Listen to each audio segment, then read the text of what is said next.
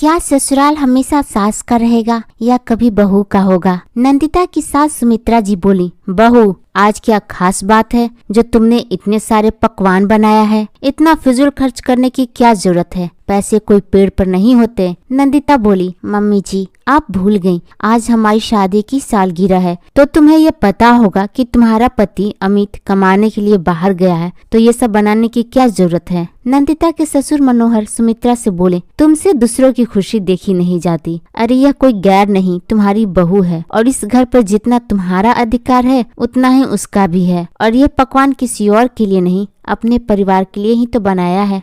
नंदिता हमेशा सोचती कि जब भी उसके पति साथ होते तो सब ढंग से पेश आते और उनके जाते ही मानो वहीं चेहरे अनजान क्यों बन जाते हैं। नंदिता के पति अमित ने कहा था, कुछ पैसे जमा कर लेता हूँ तो तुम्हें भी बाहर अपने साथ ले जाऊंगा। नंदिता पूरे दिन घर के कामों में लगी रहती, उस घर को अपना घर समझकर सजाती रहती। आखिर अमित के बिना उस घर में उसका मन भी नहीं लगता, तो खुद को वो ऐसे ही व्यस्त रखती थी। एक दिन उसने सोचा कि घर को नए तरीके से सजाते हैं, तो उसने कुछ सामानों को फेरबदल करना शुरू किया। तभी उसकी सास आई और बोली, बहू मुझसे पूछे बिना कोई सामान इधर से उधर मत करना, मुझे ये सब बिल्कुल पसंद नहीं। इतना कहकर वो चली गई। समय बीतता गया, आए दिन ऐसी नई नई घटनाएं होती रहीं। एक बार नंदिता अपनी पड़ोसी सौम्या के साथ बाजार चली गई। वह जैसे ही बाजार से आई, उसके साथ सुनाने लगी, देखो महारानी आ गई शॉपिंग से, आए दिन बाजार ही जाती रहती हैं और मुझसे पूछे बिना बाजार कैसे जा सकती हो? और इतने सारे शॉपिंग करने के लिए पैसे किसने दिए? बहू बिना कुछ बोले अपने कमरे में चली गई और दरवाज़ा बंद कर रोने लगी। तभी अमित का फ़ोन आया तो नंदिता की आवाज़ सुनकर बोला, कुछ हुआ है क्या? नंदिता बोली, नहीं कुछ नहीं हुआ। अमित, अच्छा तो ये बताओ तुम शॉपिंग कर कर चली आई? जी हाँ, आप जल्दी से आ जाओ। अमित बोला, मुझे माफ़ कर दो, मेरी वजह से तुम्हें उस घर में परेशानी हो रही होगी। मैं माँ के स्वभाव को बहुत अच्छे से जानता हूँ। पता नहीं वह क्यों नहीं समझ रही है कि कल तक वह उस घर की बहू थी, अब वह घर तुम्हारा भी है। तुम चिंता मत करो, मैं जल्दी तुम्हें लेने आऊँगा। एक दिन नंदिता अपने अलमीरे में कपड़ा रखकर ताला बंद कर रही थी। तभी उसकी सास देखी और बोली, बहू तुम अलमीरे में ताला क्यों लगाती हो? क्या तुम्हें हम सब पर विश्वास नहीं है? हम सब क्या चोर हैं जो तुम ताला लगाती हो? नंदिता बोली, मम्मी जी आपने ही तो कहा था कि हमारा रूम सामने पड़ता है तो अलमीरे में ताला लगा के रखना, और ताला लगाने के बाद चूहे भी अंदर नहीं जा पाते। नंदिता की सास बोली, हाँ हाँ ठीक है, मुझे मालूम है, मेरे घर में मुझे ज्ञान देने लगती है, ज़्यादा मुझे ज्ञान ना दो। और हाँ, कल तुम्हारी ननद अमिता घर आने वाली है, तो तुम ध्यान रखना कि उसे कोई परेशानी ना हो। नंदिता हैरान होकर सब देखती और सोचती, क्या यह मेरा घर नहीं है? कुछ दिनों बाद नंदिता और उसकी ननद अमिता एक जगह बैठकर बातें कर रही थी। तभी नंदिता के ससुर मनोहर जी आए। पैसों से भरा बैग नंदिता को आगे बढ़ाते हुए बोले, इसे ठीक से रख दो। नंदिता ने जैसे ही बैग लिया, सुमित्रा जी आई और झटके के साथ उसके हाथ से बैग लेकर बोली, यह क्या कर रहे थे आप? बैग किसे दे रहे हैं ये भी देखिए। जो अपनी चीज़ों को संभाल कर नहीं रख पाती, क्या इस बैग को संभाल पाएगी? नंदिता बोली, मम्मी जी मैं क्यों नहीं रख सकती? आखिर इसमें ऐसा क्या है जो मैं नहीं रख सकती? सुमित्रा जी बोली, तुम रहने दो, अमिता है ना, वहीं रख देगी। ले अमिता, इसे रख दे अलमारी में और बंद करके चाबी अपने पास रखना। नंदिता चुपचाप देखती रही। उसे ऐसा लग रहा था जैसे वहाँ उस घर को उसकी ज़रूरत नहीं, फिर भी वो वहाँ रह रही है। क्या ससुराल हमेशा सास का रहता है? क्या वो घर कभी बहू का होगा? अगले ही दिन अमित का फ़ोन आया और आज पहली बार उसने सारी बात अमित को बताया। अमित ने बोला, तुम परेशान ना हो, मैं माँ को अच्छी तरह से जानता हूँ। माँ को अपनी बेटी छोड़कर किसी पर भरोसा नहीं है। तुम्हें एक अच्छी खबर देनी थी, मैंने घर का इंतज़ाम कर लिया है, अगले हफ्ते मैं तुम्हें लेने आऊँगा। नंदिता अब बहुत खुश थी और अमित का आने का इंतज़ार करने लगी। यह हफ्ता मानो नंदिता के लिए महीनों के बराबर लग रहा था। फिर अगले हफ्ते अमित आ गया। अमित के आने के बाद नंदिता के सास का व्यवहार भी नंदिता के साथ अन्य दिनों के अपेक्षा बहुत अच्छा था। एक रोज़ जब दोनों सो रहे थे, तभी दरवाजे पर कोई नॉक करने लगा।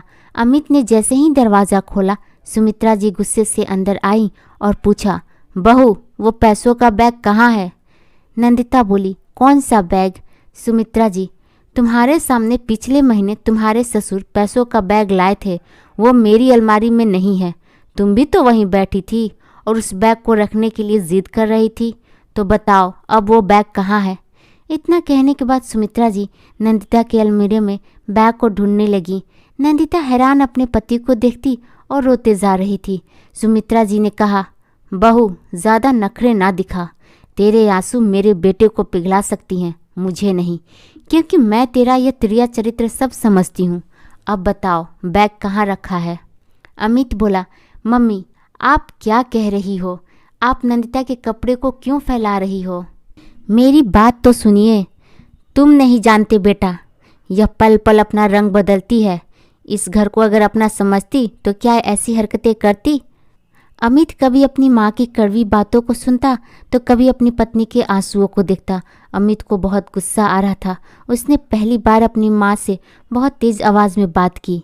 माँ, मैं तो इसे जानता हूँ, पर आप नहीं जान पाई। जिस घर की आप बात कर रही हैं उस घर को आपने किसी को होने कहाँ दिया है? आप इस घर की बहू थी, आज नंदिता इस घर की बहू है। इस बात को क्यों नहीं मानती कि हर किसी को आज़ादी से इस घर में रहने का अधिकार है, पर नंदिता को नहीं? ऐसा क्यों? बेटा तुम मुझसे इसके लिए ऊंची आवाज़ में बात कर रहे हो? ऐसा करने के लिए आपने ही मजबूर किया है। और जहाँ तक पैसों की बात है तो मुझे सब मालूम है कि वह तो आपने इससे लेकर दीदी को दिए थे, तो उनसे क्यों नहीं पूछती? सुमित्रा जी बोली, वो तो मेरी बेटी है। माँ, ये भी आपकी बहू है जिसे कभी आपने अपना समझा ही नहीं है। रिश्ता तो कर लिया, बहू बनाकर घर भी ले आई, पर आपने इस घर को इसका होने ही नहीं दिया। फिर भी इसने कभी शिकायत नहीं की, तो इसके लिए अपनी माँ से बहस कर रहा है। तभी दूसरे कमरे से अमिता आंखें मलती हुई आई और बोली, क्या हुआ, इतना शोर क्यों हो रहा है? मम्मी तुम इतना क्यों चिल्ला रही हो? कभी कभी लगता है मैं आखिर मायके क्यों आती हूँ, इससे अच्छा तो मेरा ससुराल है। उसी वक्त नंदिता के ससुर मनोहर जी भी आ गए और वो भी पूछने लगे, आखिर इतना शोर क्यों हो रहा है? अमित बोला, दीदी क्या माँ ने आपको कुछ दिन पहले कोई पैसे का बैग दिया था? तो वह बोली, हाँ माँ ने कहा था उसे अलमारी में रख देना, तो वो मेरी अलमारी में है। मनोहर जी बोले, सुमित्रा पहले सबसे पूछ तो लेती, हंगामा करने की क्या ज़रूरत थी? तुम जैसी सास के कारण ही बहुएं ससुराल में बस नहीं पाती और फिर लोग बहुओं को जिम्मेदार ठहराते हैं। अपने दिन तुम भूल गई? अरे कल तक इस घर को तुम चलाती थी, अब अगली पीढ़ी को उसकी जिम्मेदारी क्यों नहीं सौंप देती? आखिर आगे चलकर सब इन्हें ही तो संभालना है। 2 दिन बाद ही अमित ने जाने का टिकट करवाया तो उसके पिता बोले, तुम तो हफ्ते दिन बाद जाने वाले थे। तो अमित बोला, पापा पहले ही बहुत लेट हो चुका है, मैं इसे यहाँ छोड़ा था कि सुरक्षित है, पर परिवार में रहकर भी जब इसकी आंसू रुकते नहीं तो यहाँ रहकर भी यह क्या करेगी? बेहतर होगा थोड़ी दूरी बनी रहे, तभी तो रिश्तों की मर्यादा भी बनी रहेगी। शाम में दोनों निकलने की तैयारी करने लगे। तभी मनोहर बाबू सुमित्रा जी से बोले, वक्त रहते बहू और बेटे को रोक लो, क्योंकि बेटी तो मेहमान है, वह अपने घर चली जाएगी, लेकिन बहू इस घर की लक्ष्मी है जो तुम उसे जाने दे रही हो। क्या तुम इसी दिन के लिए बैंड बाजे के साथ उसे बहू बनाकर लाई थी? ऐसा ना हो कि दोनों में से किसी का सुख ना मिले, फिर रोती रहना इतने बड़े घर में अकेले। तभी अमिता आई और बोली, माँ मैं भी अपने ससुराल जा रही हूँ, मेरी सासू माँ ने फ़ोन करके बुलाया है, थोड़ी देर में मेरे पति मुझे लेने आते ही होंगे। माँ काश आप भी मेरे सासू माँ की तरह भाभी को वह अधिकार देती जो मुझे मेरे ससुराल में मिला है। इतना कहकर अमिता अपने कमरे में चली जाती है। सुमित्रा जी अतीत में खो गईं और सब कुछ याद करने लगी जो उन्होंने नंदिता के साथ किया था। उन्हें अपनी गलतियों का एहसास होने लगा कि किस तरह वह अपनी बहू को छोटी छोटी बातों पर डांट दिया करती थी। जैसे ही बहू और बेटा घर से निकलने लगे, सुमित्रा जी दोनों को रोकती हैं।